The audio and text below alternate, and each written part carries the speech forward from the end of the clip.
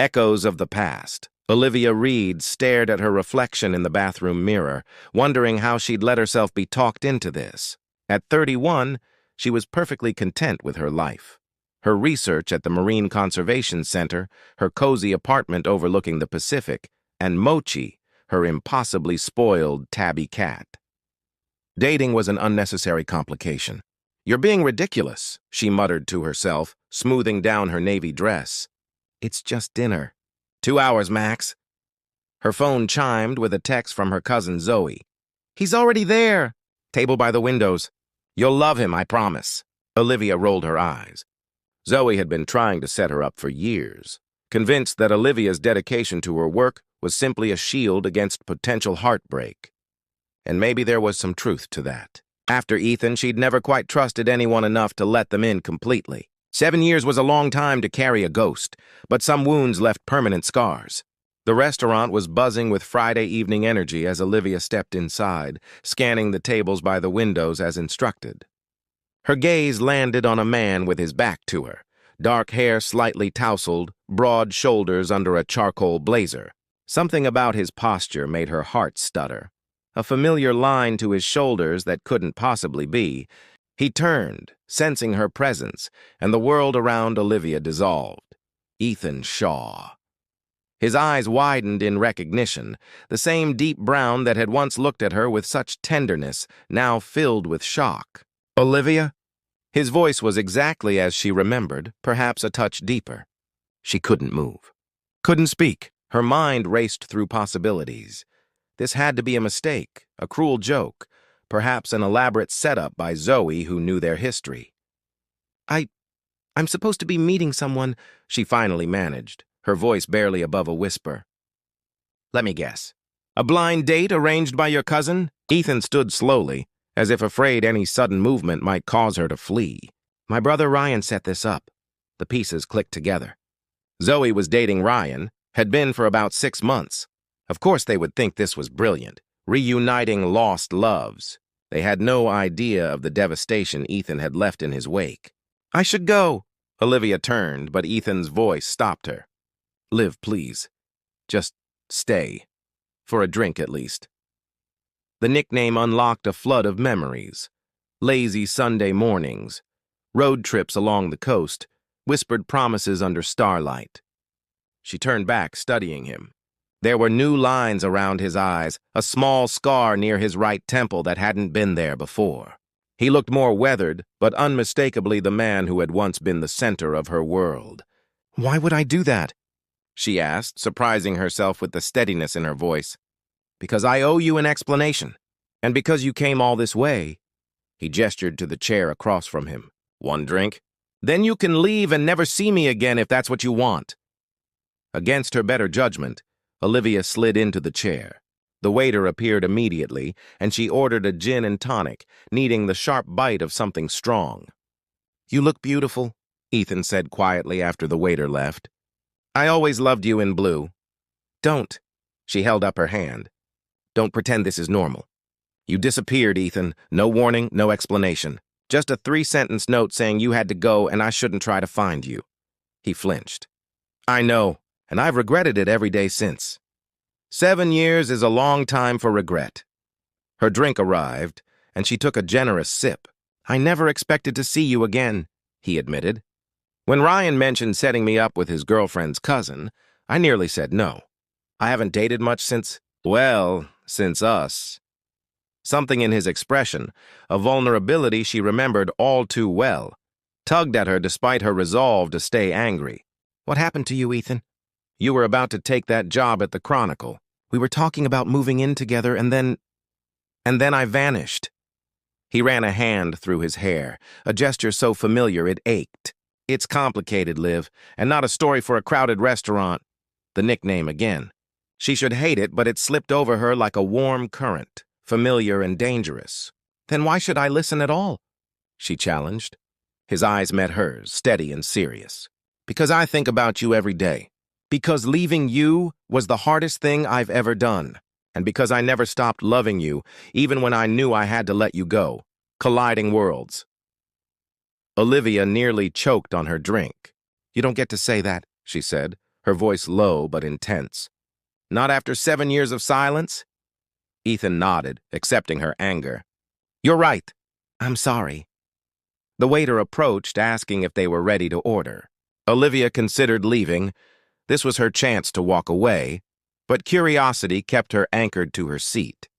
They ordered mechanically, neither particularly focused on food. I became a marine biologist, Olivia said after an uncomfortable silence. I specialize in coral reef restoration. A genuine smile spread across Ethan's face. You did it. That's incredible, Liv. I remember how passionate you were about marine conservation even back then. What about you? She asked, despite herself. Did you ever become an investigative journalist? His expression darkened. I did. That's part of why I left. Their appetizers arrived, giving Ethan a momentary reprieve. Olivia watched him, taking in the changes. He seemed more guarded now, his boyish enthusiasm replaced by something more measured. But glimpses of the old Ethan appeared, the way his eyes crinkled slightly when he smiled, how he gestured with his hands when explaining something. I was working on a story, he finally said, lowering his voice. About Sebastian Archer. Olivia's eyes widened. Sebastian Archer was the tech mogul who'd been convicted of massive securities fraud 2 years ago. The Archer scandal? That was your investigation? Part of it. I was a junior reporter working with a team. We were tracking irregularities in his company's financial reports, but we discovered something worse. Connections to organized crime, money laundering operations. Things got dangerous. Dangerous how? Olivia's food remained untouched. Threatening phone calls at first.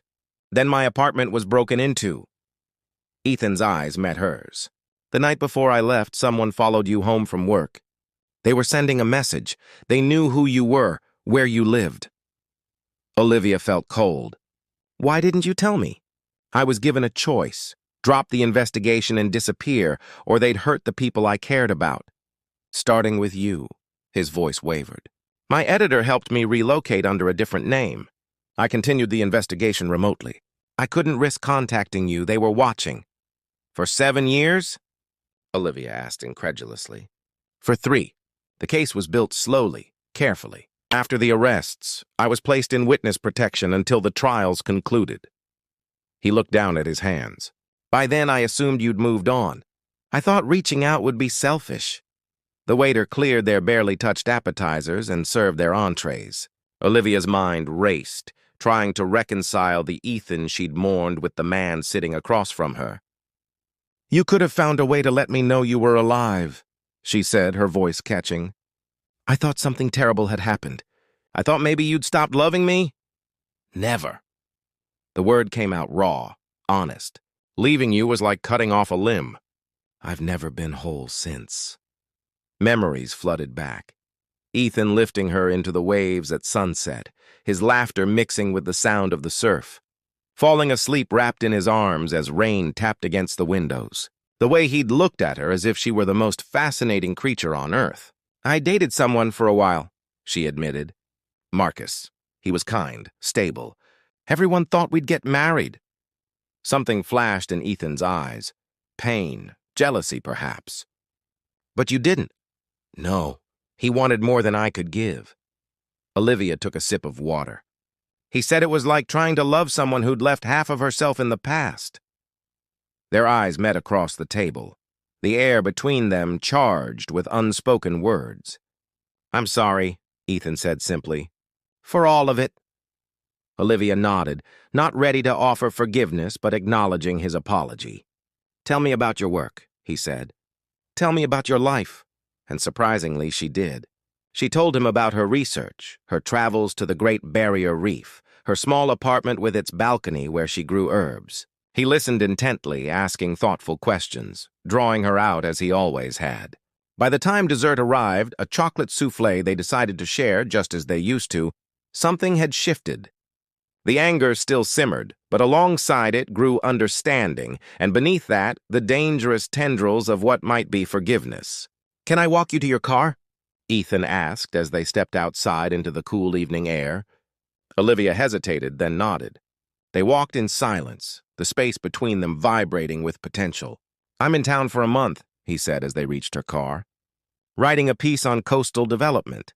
After that, he trailed off. After that? She prompted. I don't know. It depends. On what? His gaze was steady, vulnerable. On whether there's any reason for me to stay. Olivia felt her heart racing. It would be so easy to fall back into the gravity of him, to forget the years of pain. Too easy. I need time, she said finally. This is a lot to process. I understand. He stepped back. For what it's worth, seeing you tonight, even if it's the only time, it was worth everything.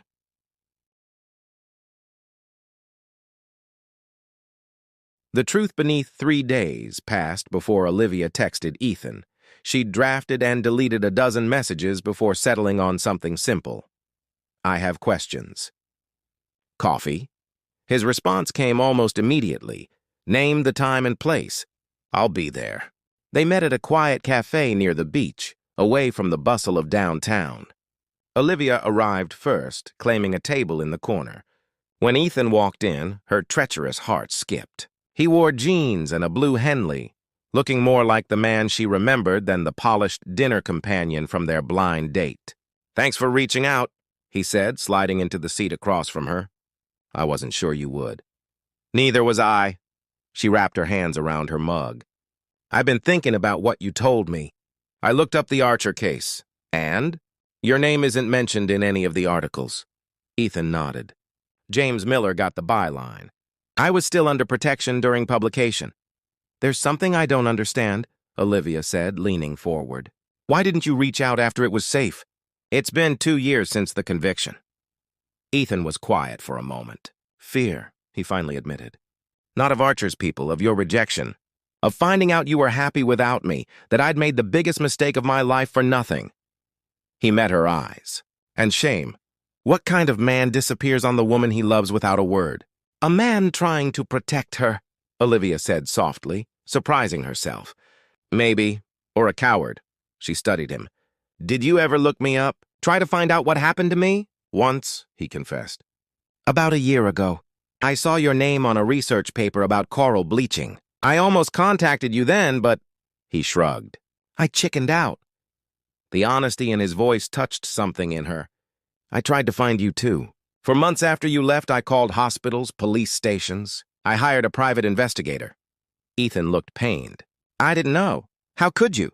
You were gone. The old hurt welled up. Do you have any idea what it was like?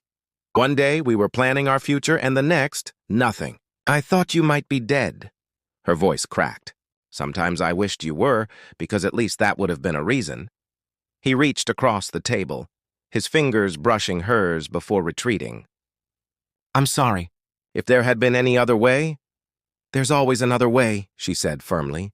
You could have told me the truth. We could have faced it together. And if something had happened to you because of me, his eyes darkened. I couldn't take that risk. That wasn't just your choice to make. Olivia took a deep breath. It was my life too, Ethan. He nodded slowly. You're right. I thought I was being noble, but maybe I was just being controlling in my own way. The admission surprised her. The Ethan she remembered could be stubborn about his convictions. This new self-awareness was different. What happened to you in those years? She asked. Besides the investigation, I was alone mostly. Moved around a lot. New Mexico, Colorado, briefly Canada. His smile was sad. I wrote under different names. Kept my head down. He paused. I tried dating once or twice, but it never felt right. Because you were in hiding? Because they weren't you. The words hung between them, honest and raw. Olivia felt a dangerous warmth spreading through her chest. Tell me something real, she said suddenly.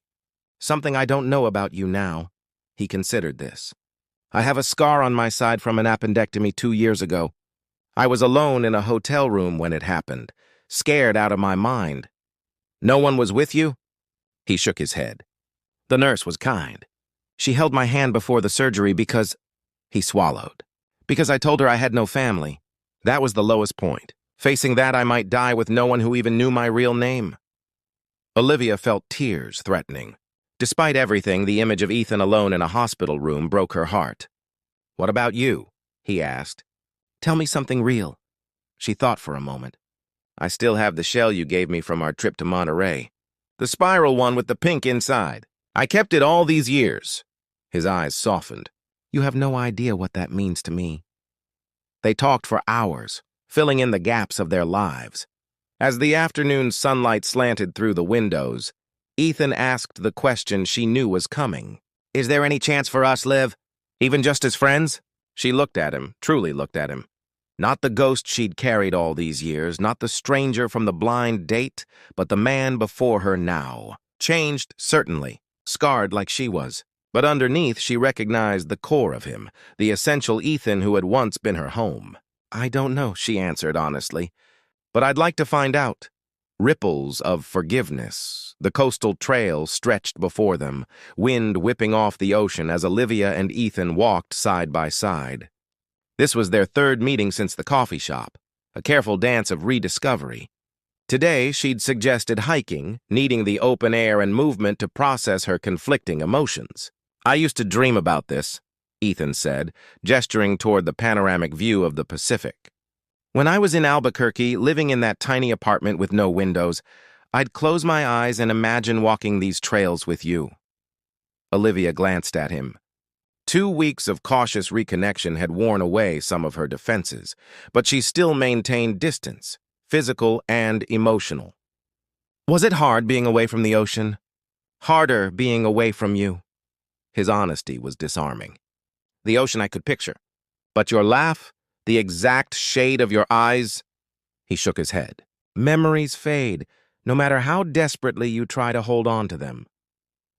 They reached a wooden bench overlooking a hidden cove.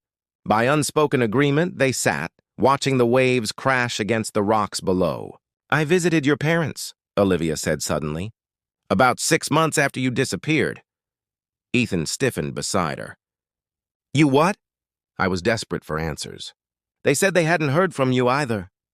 She turned to face him. Was that true? He nodded, pain evident in his expression. "I couldn't risk contacting them. Not until it was safe." "Your mother was heartbroken, Ethan. She thought you'd had some kind of breakdown." "I know." His voice was rough with emotion. "I reconnected with them after the trial. It was difficult. Dad still hasn't fully forgiven me." Olivia understood that all too well, the complicated nature of forgiveness, how it came in waves rather than all at once. "I saw them last Christmas," he continued. "Mom asked about you." Olivia raised an eyebrow. "What did you tell her?" "That I had no idea where you were or if you were happy." His smile was sad. "She called me a fool. Said I should have fought harder to find you after it was safe." "Your mother always did have good sense," Olivia said, surprising herself with the light teasing in her voice. Ethan laughed, a genuine sound that tugged at something deep inside her. "She'd love to see you, you know. They both would." The implication hung between them, a future where they were connected enough for family visits, for holidays, for a shared life beyond these careful meetings. "One step at a time," Olivia said softly. They continued their hike, the conversation shifting to safer topics, his current article, her upcoming research trip. As they rounded a bend in the trail, they nearly collided with a couple coming the opposite direction. "Olivia?" The woman's voice was surprised. "I thought that was you." Olivia recognized her colleague from the Marine Center, Elena, with her husband, Sam. "Oh, hi. Just getting some fresh air." She felt suddenly self-conscious. "This is Ethan." Elena's eyes widened slightly. Olivia had mentioned Ethan's reappearance during a lunch break. "Nice to meet you," she said warmly, shaking his hand. After brief introductions and promises to catch up at work on Monday, they continued in opposite directions. Olivia felt Ethan's questioning gaze. "You told people about me?" he asked. "Elena's a friend. I needed someone to talk to after our blind date." "And what did you tell her?" Olivia hesitated. "That my ex-boyfriend who broke my heart 7 years ago suddenly reappeared with a story that sounds like it's straight out of a thriller novel."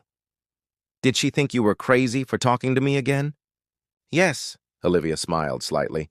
"She said if it were her, she'd have thrown a drink in your face and walked out."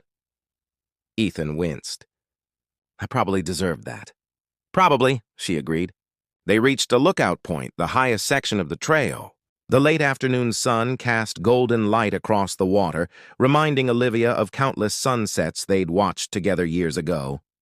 The memory came suddenly, Ethan wrapping his arms around her from behind as they stood on a different beach, his lips brushing her neck as he whispered promises neither of them could keep. "What are you thinking?"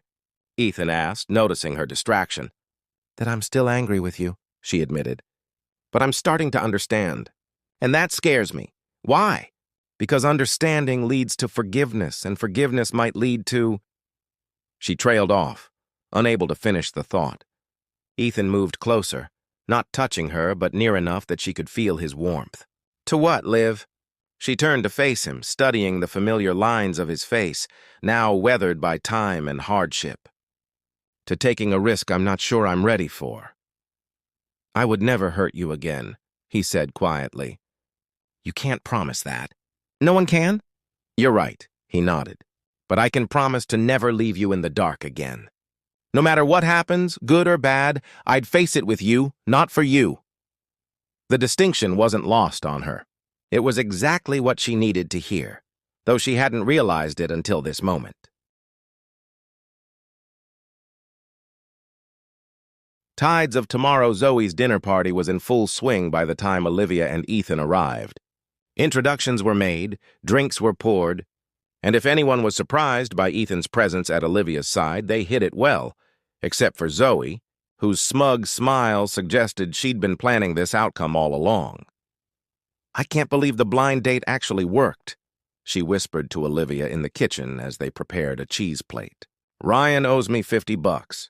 It's not that simple," Olivia cautioned. "We're just figuring things out." Zoe studied her cousin's face. "You're different when he's around. Lighter somehow. I haven't seen you like this in years." Before Olivia could respond, Ryan called everyone to the table. She found herself seated beside Ethan, their elbows occasionally brushing as the conversation flowed around them. He fit seamlessly into her circle of friends, telling stories that made everyone laugh, listening attentively when others spoke. She watched him, this new old Ethan, and felt the remaining ice around her heart continue to thaw. Later, as they helped clear the table, Ryan cornered them. "So the blind date matchmakers want to know, are we forgiven for our meddling?" Ethan glanced at Olivia, letting her take the lead. She felt a rush of gratitude for this small consideration. "Conditionally," she answered with a small smile. "Ask me again in a month." The evening stretched into night, and as the gathering wound down, Ethan offered to walk Olivia home. Her apartment was just a few blocks away. They strolled through quiet streets, the night air cool against their skin. "Thank you for inviting me tonight," Ethan said. "It meant a lot." "It felt right," she admitted. "Seeing you with my friends, watching you belong." She searched for words. "It made this feel real." They reached her building, pausing at the entrance. The moment hummed with possibility. "Would you like to come up?" Olivia asked, surprising herself with the invitation. "For coffee or tea or whatever." Ethan's eyes darkened. "Are you sure?" She nodded, suddenly certain. They rode the elevator in charged silence, standing closer than necessary. Inside her apartment, Mochi greeted them with suspicious interest, circling Ethan's legs before retreating to observe from a distance. "Your place is beautiful," Ethan said, taking in the open space with its wall of windows overlooking the ocean. Bookshelves lined one wall, plants thrived in every corner, and photographs from her research trips created a mosaic of her life without him. "Would you like a tour?" she offered. "I'd like whatever you're willing to share with me, Liv." The words carried weight beyond the simple question.